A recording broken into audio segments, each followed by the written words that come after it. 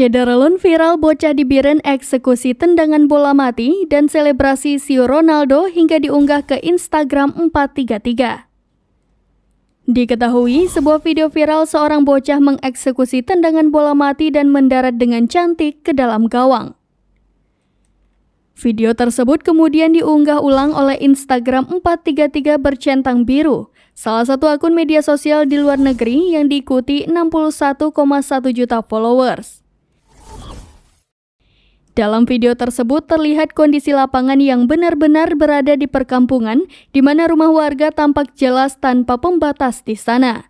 Mengenakan kaos coklat dan celana panjang, bocah di Biren ini terlihat mengambil ancang-ancang dengan pagar 6 bocah lain di depannya.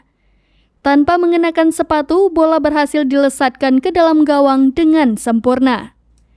Selesai mengeksekusi bola, ia berlari ke tengah lapangan dan berselebrasi layaknya mega bintang Cristiano Ronaldo.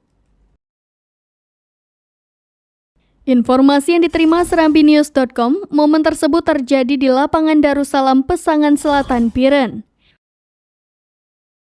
Wartawan serambinews.com di Biren juga membenarkan momen itu terjadi di sana dan kini sedang berusaha menemui bocah yang bersangkutan untuk diinterview.